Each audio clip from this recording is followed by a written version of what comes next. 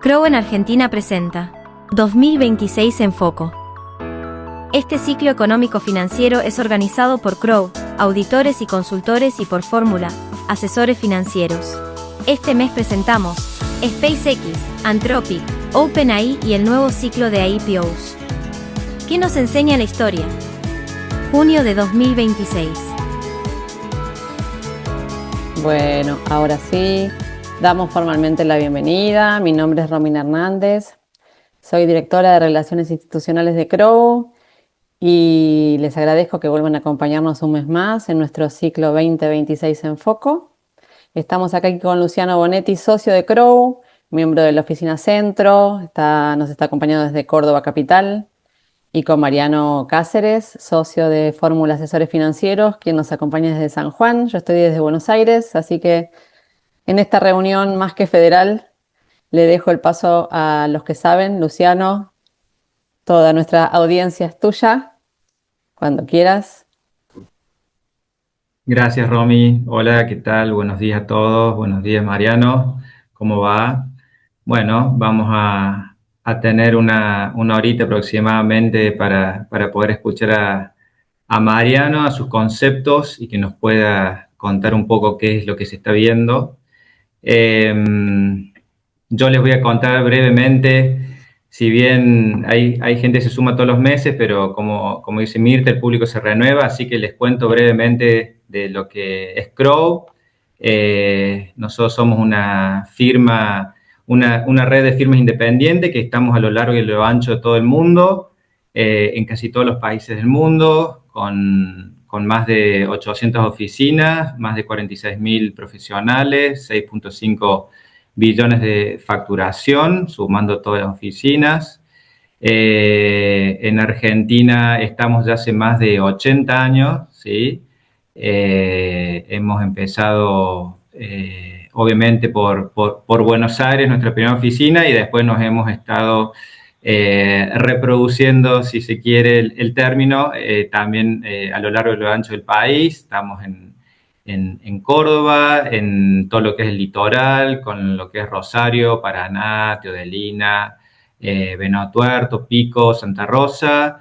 Nuestra última oficina en Neuquén, en Vaca Muerta, para atender todo el complejo de Vaca Muerta.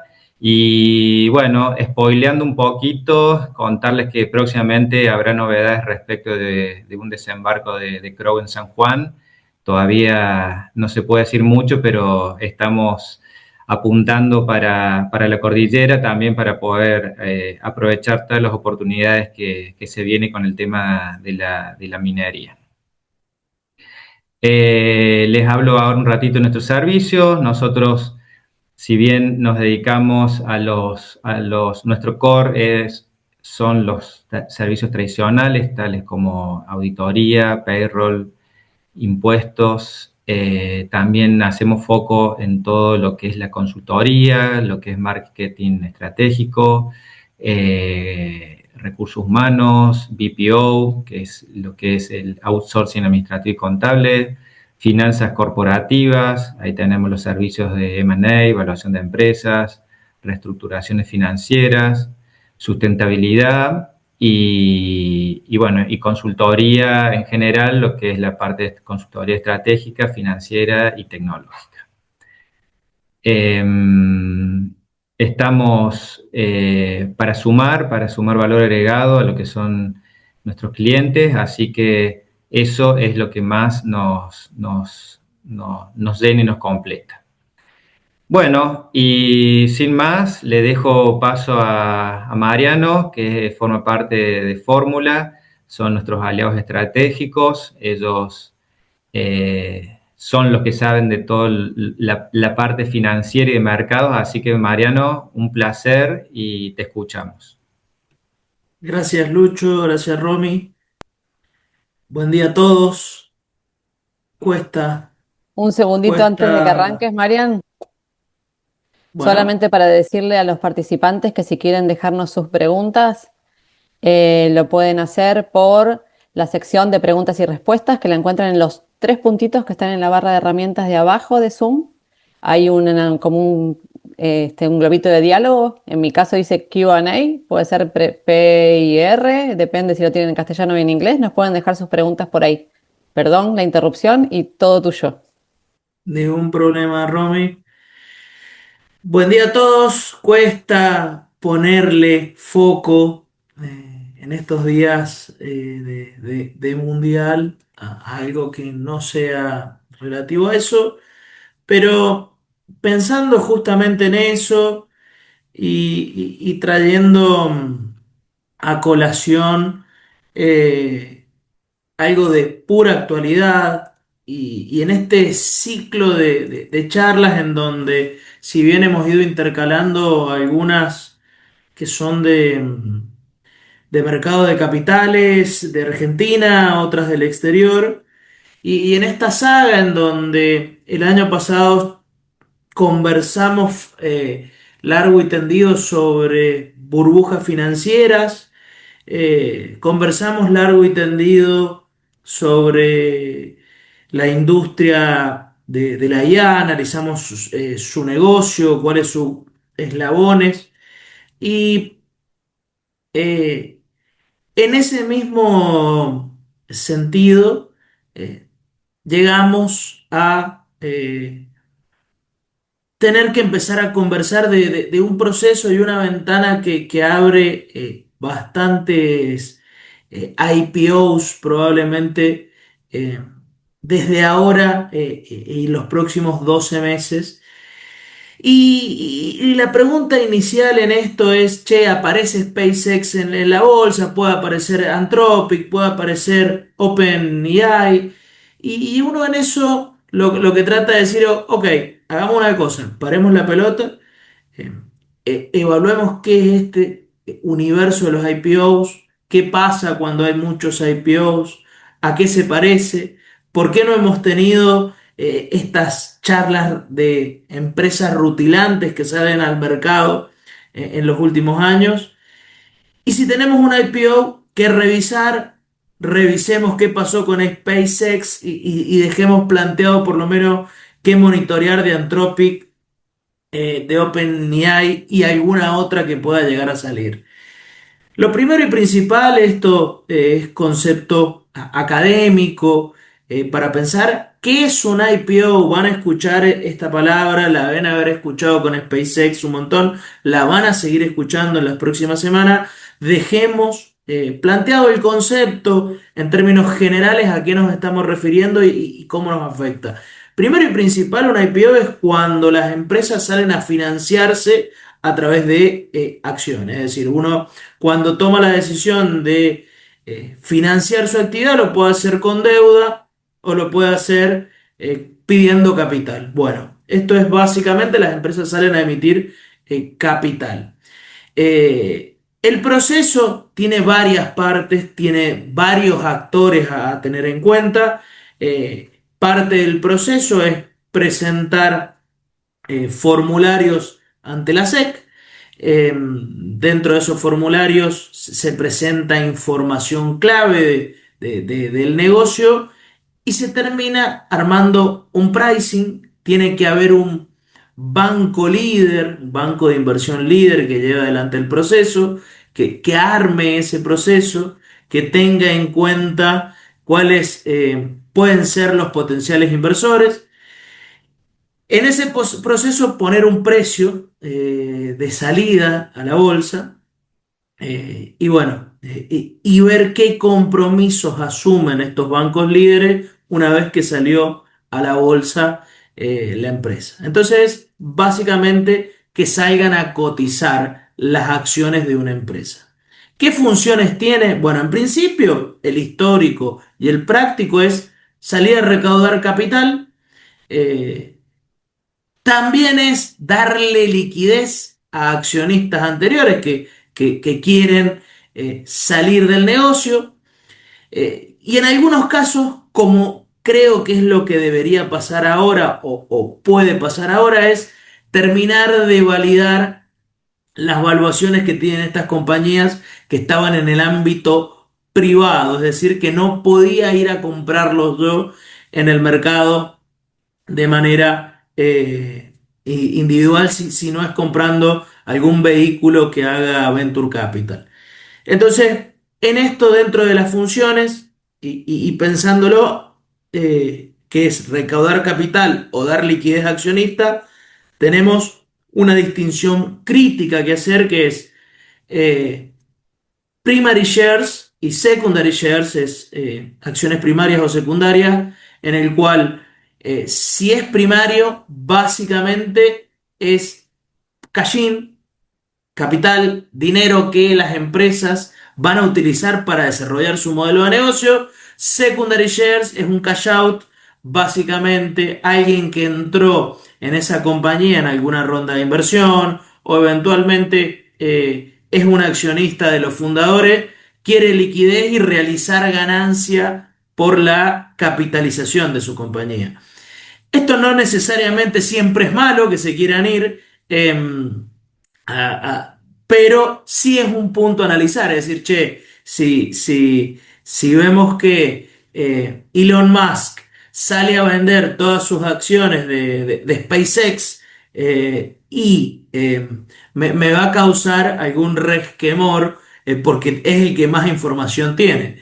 Eh, entonces, en esto hay que tener en cuenta o es un punto a observar siempre en un proceso de IPO o dicho en castellano, oferta pública inicial de acciones. Entonces, conceptualizado esto, miremos un poquitito qué pasó en la historia de los IPOs, qué temas se tuvieron en cuenta o cómo fue la cantidad y el volumen recaudado en procesos como este. La realidad es que tuvimos una gran ola de IPO por cantidad de IPOs anuales en la década de los 90. La verdad que el promedio fue altísimo en cantidad de empresas que salían a cotizar.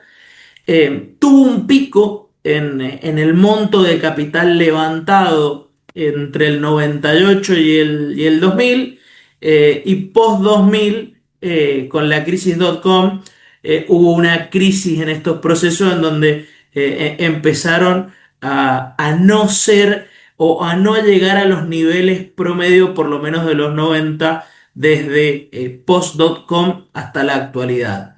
Vamos a tratar de analizar qué pasó en esta época, pero sí podemos ver que hubo un auge, por lo menos en la cantidad de capital levantado durante 2021, en el post-pandemia, y con mucha relación o sesgo a empresas tecnológicas y de salud en ese momento de post-pandemia. Hubo un furor y la pregunta es si no fueron tantos, la verdad es que eventualmente fueron empresas más maduras, lo que parecería que entraron a cotizar. Entonces, ¿qué nos dice este gráfico? Che, la realidad es que el ciclo de grandes o de gran cantidad de IPOs fue en la década de los 90. Post 90 nos dice la historia que siguieron existiendo, pero fueron mucho menos en promedio en cantidad. Y también nos dice que, salvo 2021 y lo que parecería ser eventualmente 2026, el monto levantado no superaba anualmente lo que se levantaba entre el 99 y el 2000 en el pico de la .com. Che, pero esto nos está representando que potencialmente podemos tener una burbuja y puede representarlo o no, es lo que vamos a tratar de dilucidar un poquitito en la charla. Entonces, si uno hace un análisis del material académico, de la literatura que hay sobre IPOs y un poquito de análisis también sobre los research de mercado, en términos históricos sobre los IPO, hay tres hechos estilizados que uno podría observar o tratar de definir al respecto de estos procesos. Primero y principal, en general, cuando tenemos un IPO, hay un proceso de underpricing. ¿Qué quiere decir eso? Que suele existir una suba muy importante el primer día o los primeros días en el debut de los activos. Es decir, en esto posiblemente se coloque un precio inferior al que eventualmente tiene el mercado, y la pregunta a eso es básicamente para que tenga un buen desempeño.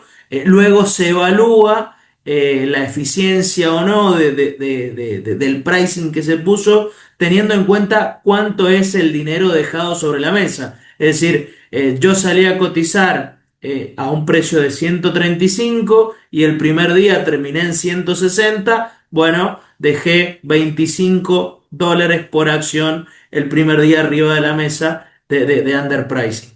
Pero este es un proceso que es normal y natural para tratar de que tenga buen desempeño una vez que salga a cotizar. Ustedes imagínense que no sería muy divertido que salga a cotizar una empresa y al otro día o el primer día caiga muchísimo en su precio. Lo que hemos visto, lo que se puede observar, que el underpricing suele ser importante, sobre todo en épocas de mucho furor, como fue el 99 y el 2000 de las empresas tecnológicas, tenían un primer día espectacular. La realidad es que en periodos más normales o donde está más normalizado, el underpricing es bastante más bajo. Algo a tener en cuenta o algo a observar si se viene una gran ola de IPOs. En esto también otro hecho estilizado es que hay momentos donde hay mercados calientes con ganas de, como pan caliente, que se lo quieren llevar a cualquier IPO que venga. Hay periodos donde hay muchísimos IPO y todos se apuran a lanzar el propio. Básicamente, si uno vuelve a revisar la época .com, fue un periodo extraordinario. Hubo 800 IPO en 2 años, lo que es mucho si lo comparamos entre 2001 y 2025, en 24 años, que hubo 2.300, es decir, no tiene comparación, por lo cual la pregunta es, siempre hay momentos donde uno hace su IPO y hay momentos que son más calientes que otros y donde es más fácil la ventana de mercado. Y un último hecho estilizado que nos muestra la historia de estos IPO, de este grafiquito que vimos recién, es ojo con el rendimiento de largo plazo. No siempre un gran desempeño el primer día implica necesariamente un buen desempeño en el largo plazo. Si uno piensa y filtra por acciones que salieron a cotizar con más de $5 y que tuvieron en promedio entre 1980 y 2024 un retorno del primer día, es decir, el día que salieron a cotizar rindieron algo así como el 18%, su retorno a 3 años fue del 12%, es decir, ojo, no hubo un gran rendimiento, mucho de esa capitalización eventualmente se adelantó. Ahora, incluso si tuve en ese caso un análisis en el cual lo comparo con cuál fue el rendimiento de mercado, rindió por debajo del mercado. Entonces, aquellos IPO que debutan con grandes números, incluso en los casos más especulativos, la verdad es que el promedio suele ser bastante malo a los 3 años, lo que implica que ojo con el furor, ojo con la fiesta. No es solo el indicador del primer día de retorno cómo le puede ir a la compañía, porque la literatura muestra que en el largo plazo un promedio, si no soy selectivo y no elijo buenos negocios, no voy a ganar solo por esperar en el largo plazo y haber comprado algo que subió mucho el primer día. Entonces, son 3 puntos clave a tener en cuenta en relación a la historia del mercado de IPOs. En ese sentido, otro gráfico que me interesa estudiar es, che, ¿cuánto fue el monto dejado sobre la mesa y la rentabilidad promedio del primer día, la verdad es que se dejaba mucho sobre la mesa en la crisis.com o alrededor de la crisis.com.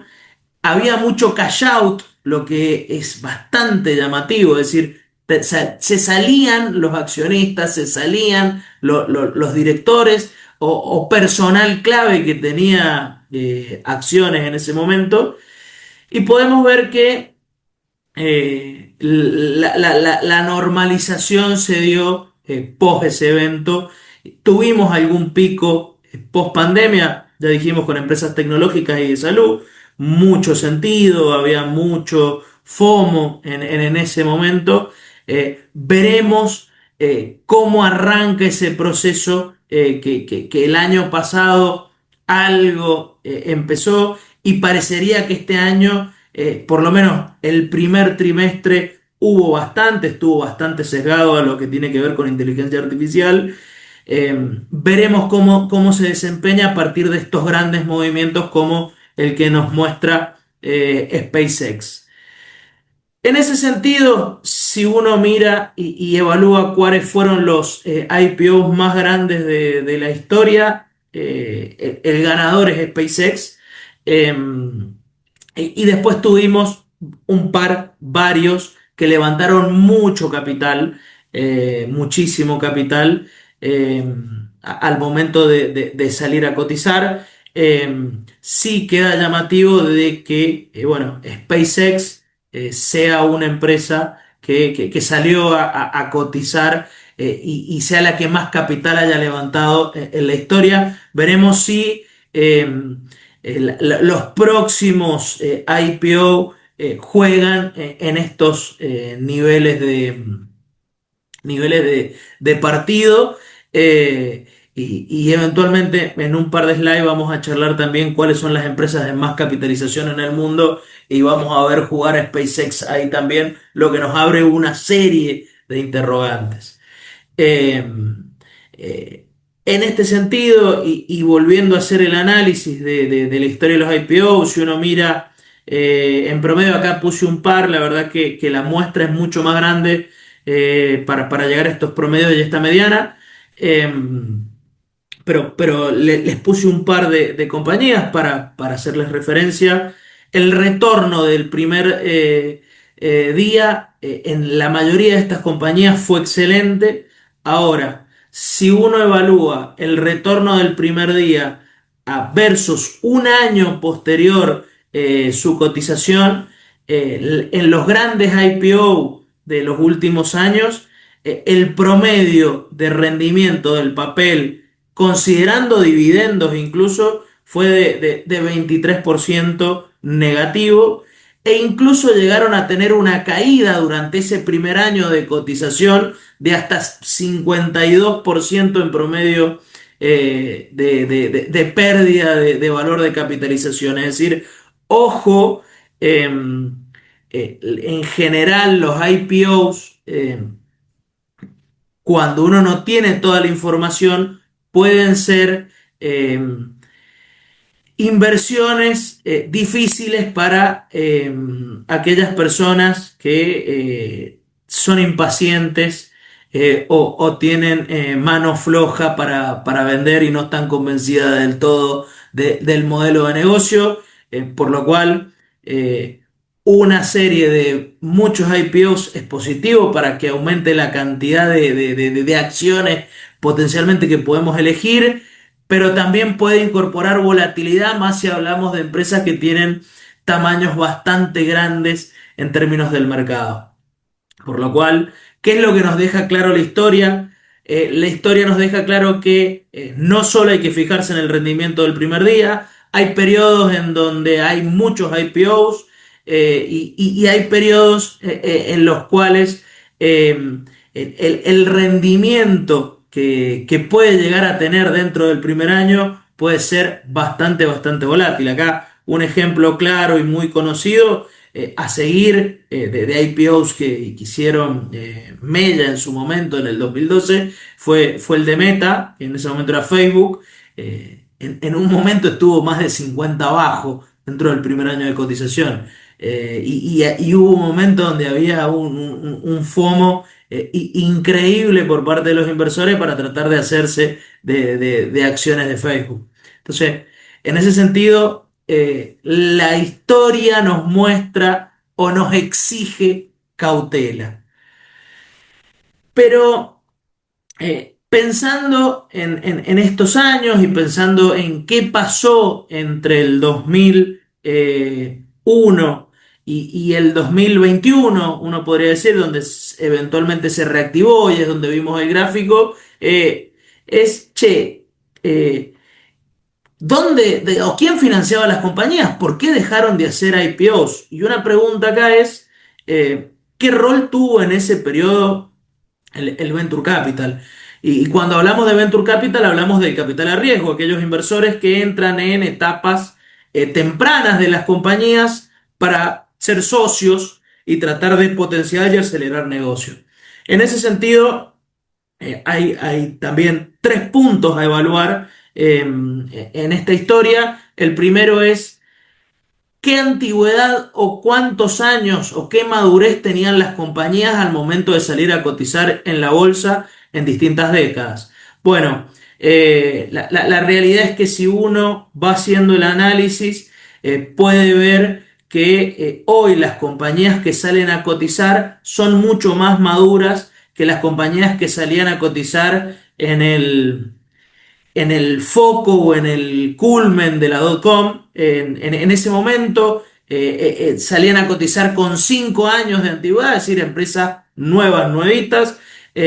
Hoy en día hay una etapa en donde se transiciona o donde el Venture Capital estira esos procesos y las hace salir con 13, 12 años, básicamente más del doble que en momentos como finales de los 90, principios de los 2000.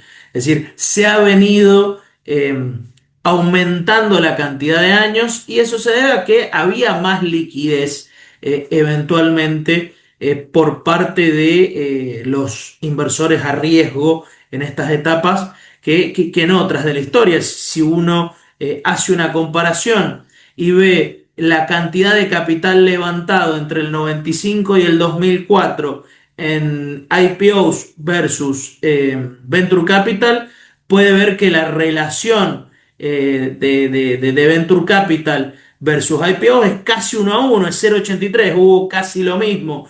Ahora, si uno hace el análisis en los últimos 10 años, puede ver que el capital levantado en IPOs en Estados Unidos, la verdad que es mucho más chico, es menos del 20%, o la cantidad levantada en Venture Capital básicamente es 6 veces más que la cantidad de IPOs. Acá habría que hacer algunos ajustes para tratar de mostrar el número, pero si es para compañías operativas en la práctica, con un modelo de negocio, porque hay algunas cosas raras que pueden considerarse IPO, es 6 veces más. Entonces, es uno de los motivos por los cuales salen a cotizar un poquito más maduras estas compañías.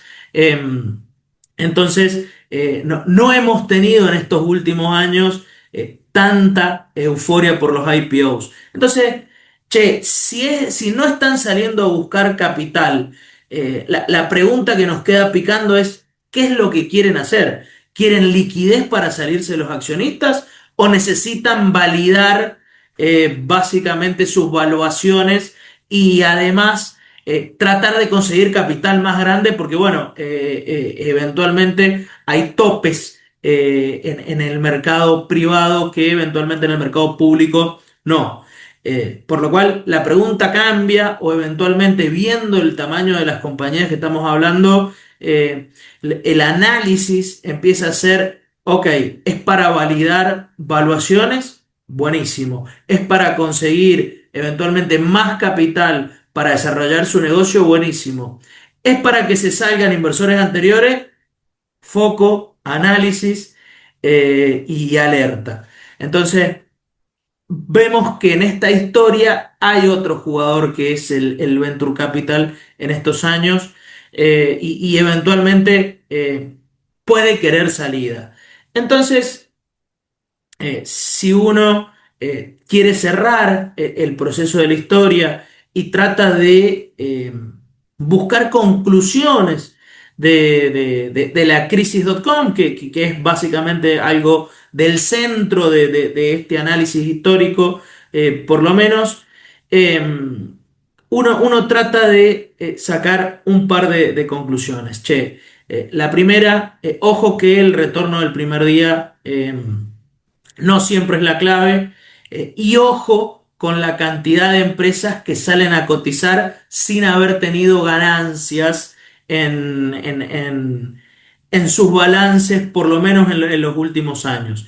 Eh, en eso, y pensando como alguien del análisis fundamental, eh, uno dice, che, en el 99 y en el 2000 salían a cotizar empresas, el 80%, el 81% en el 2000, 76% en el 99, salían a cotizar empresas que no tenían ganancias, es decir, que no reportaban earnings per share. Básicamente, si uno entiende cómo funcionan las acciones, si los negocios no ganan plata, los negocios no deberían valer más. Puede haber momentos que sí, que sean de crecimiento, pero eso no puede durar para siempre. Y pasó y pasa con negocios que les ha costado ganar plata, sobre todo aquellos relacionados con redes sociales, que fueron una suerte de auge post Facebook, LinkedIn, Snapchat. Es decir, hubo una ola de inversores que compraban esperando resultados en muchas de estas compañías. Hubo compañías como Meta que sí lo lograron, hubo otras que básicamente no lo terminaron de lograr. Iban teniendo múltiples cambios, como puede haber sido el caso de Twitter, en su momento también comprado por uno de los personajes principales de esta charla, como es Elon Musk. Entonces, algo a tener en cuenta es, che, tengo que fijarme si las compañías ganan plata. Ojo, si hay una ola de muchísimas compañías que no ganan plata, más si estamos hablando de que ahora los IPOs son de compañías bastante más maduras que lo que eran en el pasado. Si uno hace ese análisis, puede ver que tuvimos picos en la crisis.com de ese tipo de compañías. Tuvimos otro pico con compañías sobre todo relacionadas a las redes sociales, pero parecería ser que ahora es menos de la mitad las compañías que se presentan sin tener ganancias, por lo cual es clave, muy clave, hiper clave. Y lo más importante cuando uno va a evaluar un IPO o entrar en cualquier activo es conocer el modelo de negocio. Es decir, uno tiene que entender cómo gana plata la empresa, a qué se dedica, cuáles son sus segmentos, los drivers que a mí me identifican y me dicen, che, si este negocio o esta industria en particular se ve beneficiada por un precio del petróleo barato y el precio del petróleo se escapó por la guerra, ojo, este año no va a ser un buen segmento que va a tener buenos negocios. Es decir, ojo, es clave siempre y en todo lugar saber cómo funciona el modelo de negocio. Es decir, cuando uno vaya a analizar cualquier activo, si no sabe lo que hace, no debería invertir, por lo menos desde una perspectiva consciente y profesional. Ahora, una empresa puede tener un negocio que es hermoso, que puede tener mucho futuro, eh, pero la pregunta que sigue es, ¿a qué precio estoy comprando ese negocio?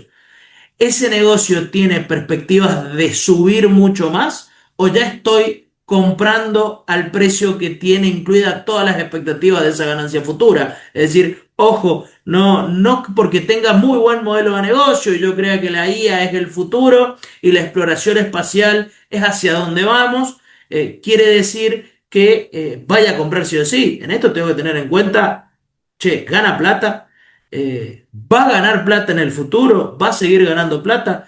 ¿Quiénes son sus competidores? Eh, Varios aspectos y de eso va a depender el precio, y más en una IPO. Ya vamos a hacer un mini análisis de lo que fue SpaceX, el pre-IPO y el post. Tenemos 3 días, salió a cotizar el viernes, tres ruedas. Cuando terminemos va a haber empezado la cuarta rueda. Pero en ese sentido, claro el modelo de negocio, clarísimo entender si va a ganar plata y si esa plata que va a ganar ya está incluida en el precio o no está incluida. Si no está incluida, compro. Si ya está incluida, bueno, no sé. Otra cosa clave es leer para qué van a usar el capital las empresas que lo están pidiendo. Si es cash-in, hay que ver, no siempre es, ok, buenísimo, sino ver que sea para proyectos que tengan un sentido. Es decir, ojo, en una compañía de exploración espacial, si ustedes me dicen que es para financiar un cohete que va a llegar a Próxima Centauri, que es la estrella más cercana al Sol, por lo menos desde la Tierra, la verdad que no sé realmente cuáles pueden ser las ganancias de eso. No soy ni astrónomo ni físico, pero y si es eventualmente para un proyecto que puede servir y que tiene un modelo de negocio sustentable, está bien. Es decir, esto hay que macharlo con a qué se dedica, cuál es el modelo de negocio. Y el otro, repetido hasta el hartazgo, ojo con el secondary shares. Es decir, che, si yo tengo una empresa que hace cohetes espaciales y la salida a la bolsa le permite al ingeniero que hace los cohetes y que tiene todo el know-how retirarse con 500 millones de dólares, y la verdad que eventualmente si puede realizar esa ganancia no trabaja más, y pierdo personal clave por el mismo hecho del IPO, porque fue alguien que vino trabajando hace 10 años en la compañía y decidió de un momento a otro y dice, che, mirá, yo con lo que hice me puedo salir y sigo viviendo espectacular. Así que es otro punto a tener en cuenta, che, ¿tiene demasiadas acciones el personal clave? ¿Hay alguna forma de retenerlo ese personal clave? Es decir, ojo, hay varios aspectos a tener en cuenta. Si se te va todo el personal clave, es una pregunta a dejar. Ahora, ¿qué otra cosa más? Che, si los insiders se salen, eh, ojo con eso. Es decir, che, si el CEO se quiere salir, si los de algunas rondas de Venture Capital se quieren salir, está bien, capaz que compraron ellos el papel en $10 y hoy vale 200. Pero si uno cree que ese papel que vale 200 en realidad debería valer 300 o 500, no se sale, se queda. Por lo cual es algo a evaluar. También es clave evaluar quién es el banco que lidera el proceso. Si son bancos con muy buena reputación, eventualmente va a haber probablemente un precio, una undervaluation del principio más baja, pero sí va a evitar volatilidad. Y eventualmente hay que ver cuáles son los compromisos en firme que tienen de mantener el precio, porque muchas veces estos compromisos que asumen los bancos, es decir, che, yo voy a aguantar el precio en niveles parecidos a este si quiere bajar, y mantener la volatilidad en algún plano mucho más bajo, sobre todo a la baja. Ojo cuando se salen, y ojo con los periodos de lock-up. Son periodos en donde todos aquellos que forman parte de la empresa o que son accionistas de la empresa no pueden vender. El típico es de 180 días, hay casos que no, que es escalonado. Muchas veces al vencimiento de ese periodo es donde terminamos viendo esos grandes drawdown que vimos en el año posterior a la salida, decir, che, ojo que si vence a los 180 días y yo, la verdad que era parte de mi remuneración y eres ingeniero, que lo recibí por una remuneración equivalente, no sé, a $1 millón, yo hoy vale 200, que me salga 100 o me salga 200 y a veces uno lo que quiere es hacer cash, por lo cual tener en cuenta cuándo son esos periodos es muy importante, sobre todo al momento de comprar y vender. Entonces, por lo menos estos 5 puntos hay que tener en cuenta al momento de analizar una IPO. Y si yo aplico estos 5 puntos al IPO de SpaceX, sacamos algo como esto. En principio, es una compañía cuyo CEO es el mismo CEO de Tesla, y de otros negocios varios exitosos. Eh, Tiene 3 unidades de negocio, una unidad de negocio que es la clave, que es la conectividad. Tiene Starlink. Varios de los que están en la charla deben tener Starlink, que es un producto que ha crecido muchísimo. Es lo que representa el 60% de las ventas. Tiene ya 10,3 millones de usuarios Starlink, y está en crecimiento. Es un segmento que es el que banca a los otros 2 segmentos. Los otros 2 segmentos son, por un lado, el espacial, en donde se hacen lanzamientos. En estos lanzamientos y servicios espaciales, estamos por el Starship número 12, fue el último, vendrá el 13 en un par de semanas, en donde tiene contratos eh, con agencias estatales o gubernamentales norteamericanas en general para probar tecnología. Eh, y el último segmento es un segmento de inteligencia artificial. Es el que está sumado con Grok y con X, y tiene la infraestructura de cómputo de ese negocio de X bueno, que es privada.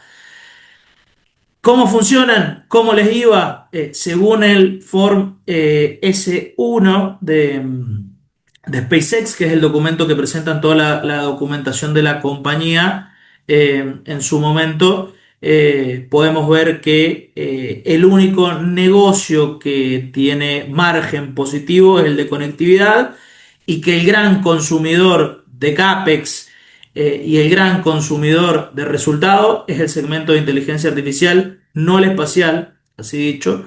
Y tiene incluso hasta EBITDA negativo el segmento de inteligencia artificial.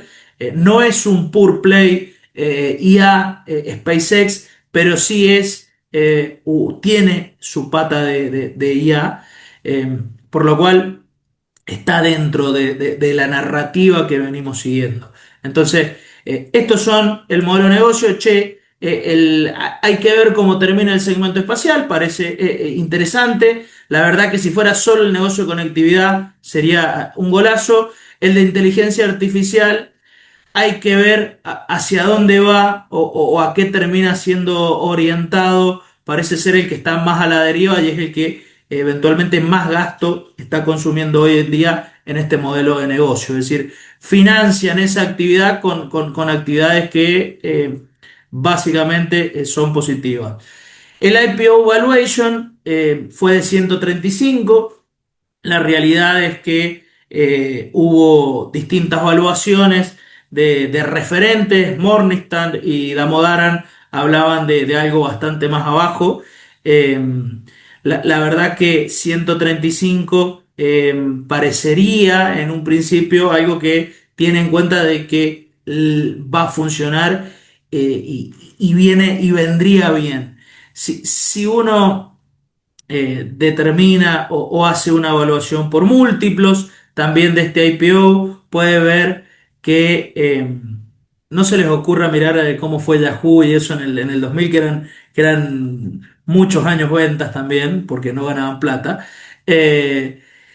94 años ventas, y si uno lo hiciera por EBITDA son 268 años EBITDA, por lo cual la única forma de que uno crea que esto puede ser un buen negocio es que entienda de que van a aumentar mucho sus ingresos y que van a ajustar su estructura de costos eventualmente en un no tan largo plazo.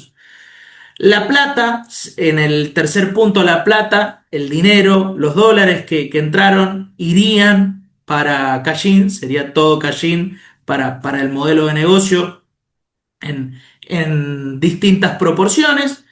La verdad que tenía un sindicato de primer nivel en la práctica, y eso generó apoyo. Lockup period, bueno, acá ojo, porque no es plano. Hay una liberación que es escalonada, pero a los 180 días se libera el 100%. Así que, ojo, ir teniéndolo en cuenta que a partir de los próximos 30 días probablemente tengamos las primeras salidas y tomas de ganancia, algo a revisar, algo a monitorear, y de acá a 180 días ya pueden salir el 100%, no hay ninguna limitación. Por lo tanto, eventualmente se puede esperar volatilidad en esos periodos, es algo a tener en cuenta para cualquier inversor. Primer día, básicamente fue un éxito. Abrió en 150, cerró en 160. Ayer superó los 200 en algún momento del día, por lo cual parece ser que hay apetito, que hay FOMO, que el timing que tuvo el CEO de la compañía en tratar de ser el que se anticipa al partido de lo que puede venir, eh, le salió bien. Básicamente parece que le salió bastante bien, porque se anticipa a otros grandes IPOs, y antes de que quede cansado o de que uno haya tenido tiempo de analizar toda la narrativa, fue el primero que pegó, y el que pega primero pega dos veces. O por lo menos eso me decía mi papá cuando era chico.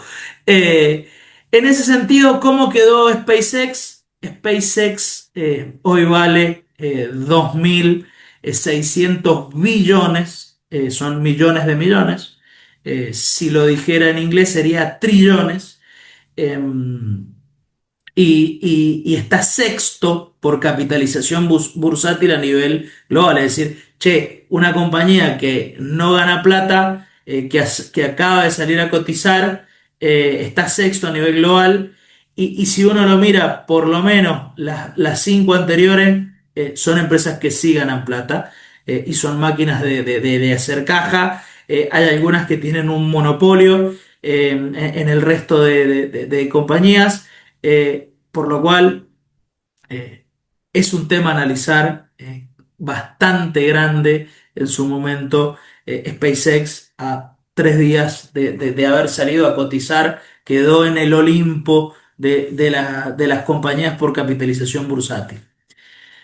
¿Qué nos queda? Nos queda pensar en dos grandes que eventualmente puedan salir a cotizar, tanto Anthropic como OpenAI. Su modelo de negocio en Anthropic es básicamente modelos de IA. Hoy sería la mainstream. Básicamente todos han escuchado hablar de cloud, todos los que están en esta charla, y si no lo usan, peguen el palo. Em, Ahora, parece, ha entregado su Form S1, pero no es público. Ha presentado su borrador ahora el 1 de junio. No es visible esa información todavía, no podemos analizarla, pero están evaluando. Y sí, algunos datos informados de su última ronda de inversión. eh, Básicamente la compañía debería estar teniendo una capitalización total de 965 mil millones de dólares, es decir, casi 1 billón. eh, por lo cual se acerca a este Olimpo bastante más, o podamos tener en el Olimpo de las empresas con capitalización bursátil, más de una que acaba de salir a cotizar, por lo cual sí creo que es un punto a levantar. De todas formas, habrá que ver qué presentan en su modelo de negocio y cuáles son sus números. Del otro lado, tenemos a OpenAI, básicamente la madre de ChatGPT, la primera inteligencia artificial generativa que tuvimos. Eh, les diría que hoy no es la mainstream, tiene bastantes críticas, ha salido de un juicio incluso con Elon Musk hace poco.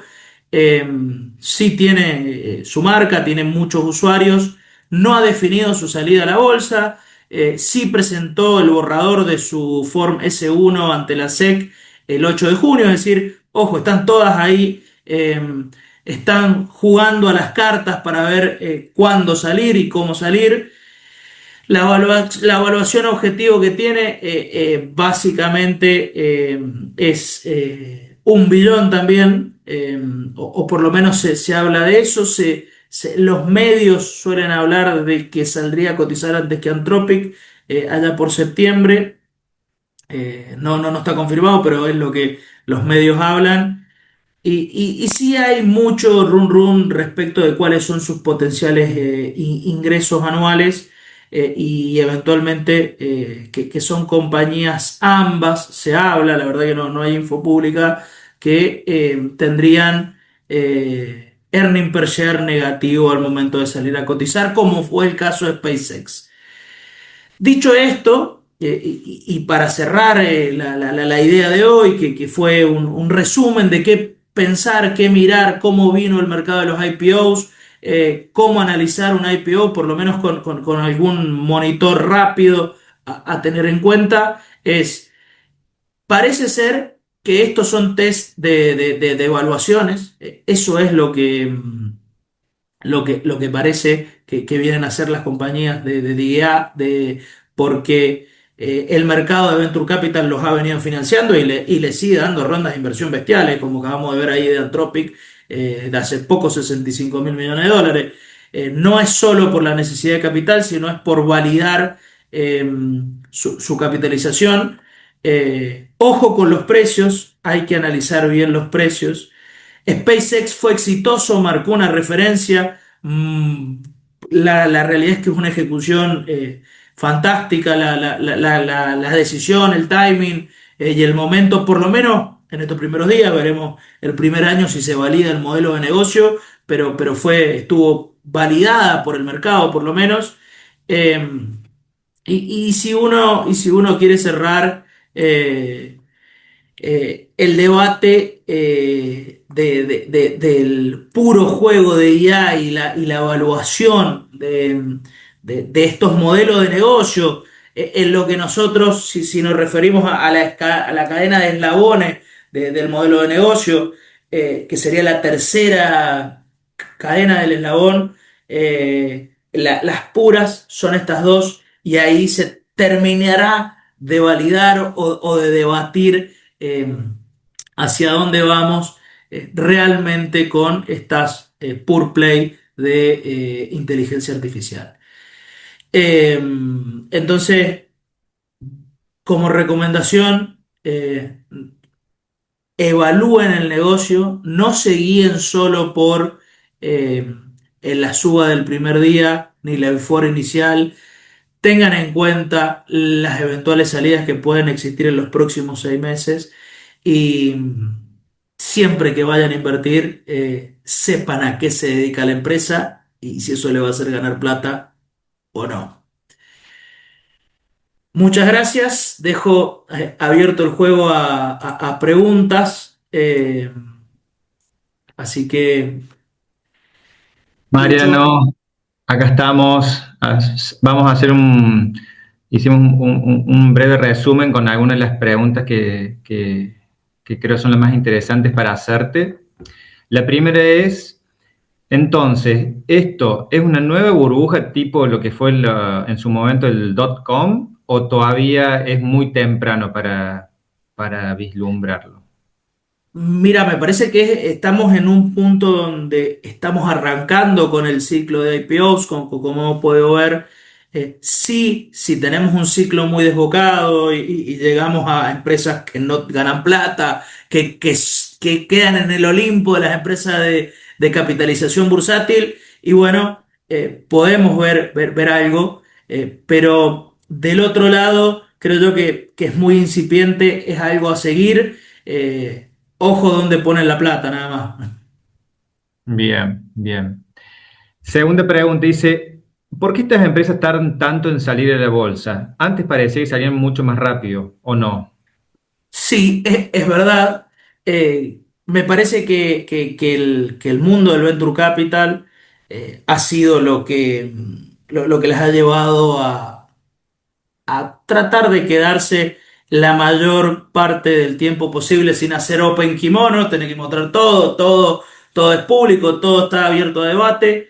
Em, Incluso para determinados niveles de patrimonio, bancos de inversión grandes ofrecen a inversores entrar en Venture Capital, es decir, hay acceso a minoristas, eventualmente son tickets grandes, pero hasta hay instrumentos que te hacen participar. Hay fondos que ya tenían SpaceX y te permitían hacer participar de esos fondos de Venture Capital, por lo cual creo que ese ha sido uno de los principales motivos. Ok. Y por último, pregunten si finalmente salen Anthropic o OpenAI, ¿qué sería lo más importante para mirar en este caso? Creo yo que lo más importante a mirar va a ser, número uno, estudiar el modelo de negocio y la estructura de costos, a ver si eso es sostenible, los contratos que eventualmente sostengan, y segundo, al precio, a qué precio salen, porque porque en esto al final del día uno tiene que comprar barato y vender caro. Y puede y puede ser sostenible y eventualmente parece que se puede dar vuelta a la cuestión de márgenes, pero si el precio al que salen a cotizar ya tiene en cuenta todos los años de beneficio, y yo me frenaría. Ok, bueno, muy bien. Tenemos ahí un par más de preguntitas, pero para ser respetuoso con el tiempo, lo vamos a dejar acá, capaz después las podamos responder por privado. Así que, bueno, nada, agradecerte por tu tiempo y por la muy clara exposición, Mariano. Muchas Gracias, gracias. gracias Gracias, Romy. Mariano. Gracias, Lucho. Gracias a todos. Gracias, Lucho, Luciano, a vos también por acompañarnos una vez más. Solamente a nivel de agenda, recordarles que nos estamos encontrando los terceros miércoles de cada mes, así que nuestra reunión de julio sería el miércoles 15 entre semifinal y semifinal. Así que los esperamos a todos. Muchas gracias por habernos acompañado. Si tienen alguna otra consulta y nos la quieren hacer llegar vía mail, no hay ningún inconveniente, se los dejo por aquí, es info@crow.com.ar, tanto para hablar con Mariano como para hablar con Luciano o para lo que necesiten, siempre estamos a disposición. Nos vemos el mes que viene como cada Chau, 30 chau. días. Chao, muchas gracias. Adiós.